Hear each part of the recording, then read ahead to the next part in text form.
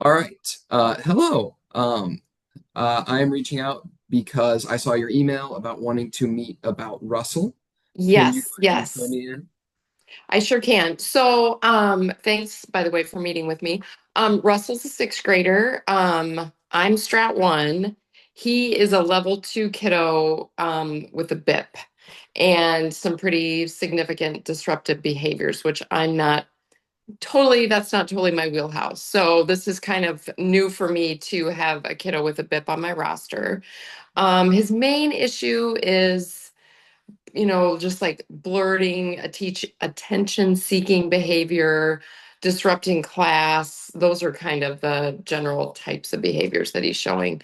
Um, he does have a BIP. His BIP is probably, I think, 3 years old. Hmm. So it's an older BIP. He's got his IEP meeting coming up. And I was just kind of wanting to pick your brain on next steps as I prepare for that IEP meeting and what I could do to prepare for that, since this is kind of a case that I don't normally deal with. Yes. First off, thank you for being proactive and reaching out. I know with you being a Strat 1 teacher and him having that BIP, he was one that we were aware of, and you were on my list to check base to see how he was doing.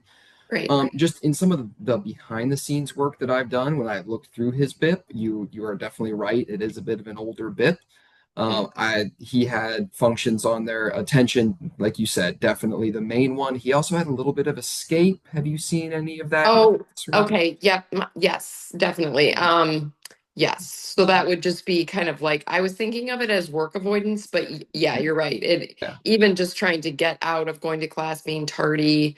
Um, is Okay. that kind of what you're talking about? Yeah, I mean it was in his BIP. I mean, but Okay. again, this is an I older mean, BIP, so okay, so I don't know. He's definitely not like eloping. So okay. maybe that was something he did when he was younger. Yeah, there Um, was. Go ahead. yeah. So I don't see any elopement type behavior, but maybe I guess I'd call it more work avoidance, maybe. Okay, that's good to know because he did have attention in his BIP. He had escape in his BIP, which is a lot of that work avoidance. There was some elopement, which I Okay. haven't heard any reports of this year. There's been No, he nothing in the has not front done office that this about year. that.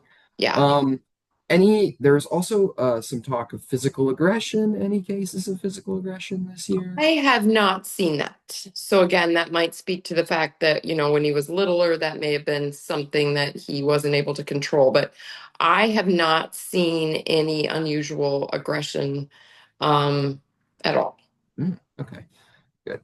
One thing that I've had success with in the past when I was preparing for new IEP meetings with those level two kids, and some things that I've heard other teachers talk about, particularly our Strat 2 teacher in this building, who is a fantastic resource to reach out to if you're wanting to after this meeting, is just always using preference assessments. Those tend to Okay. work really well with those students.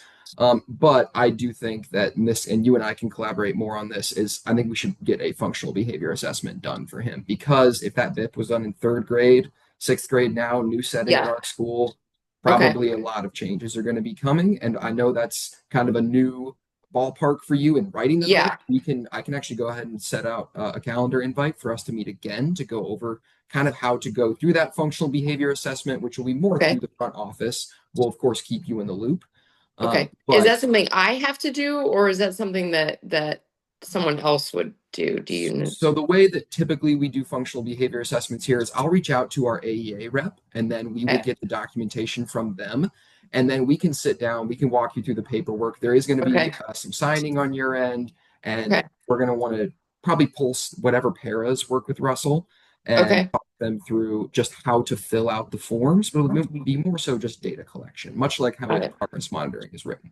Well, and I like the idea of a preference assessment because I do feel like some of he's new to me this year, and some of the stuff that came from his old school in terms of like a reward type system or point size type system, I don't think he's very motivated by.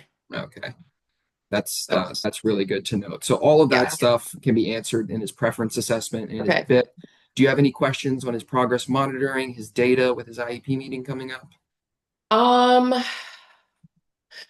Well, like I said, I'm eager to do the preference assessment because the point sheet data isn't looking great right now. But I am kind of wondering if that's because it may be based on, things that he was interested in when he was younger, and now those aren't really clicking for him. So is data in terms of on task, that goal that deals with the on task behavior isn't looking great. Hmm. But I'm hoping maybe and look at maybe as we develop that new IP to look at a different goal or a different reward system for him. Okay, that sounds great. So, Okay. for next steps, just from what I'm hearing, is it sounds like we're going to conduct a preference assessment with Russell. I Okay. will reach out to the AEA rep, and then we will fill you guys in when we get that paperwork for his functional behavior assessment. I'll attach our Okay. Strat 2 behavior teacher That'd be as well, great. since she's providing some services for Russell. And Okay. as we get closer to that IEP date, we'll have that meeting so we can go over the FBA, how to fill in those paras, and then what to do moving forward to write that new bit. How does that sound? That sounds great. All I right. re- I really appreciate the help. Of course. Thank you very much. Thank you. Have a good day. You too. Thanks.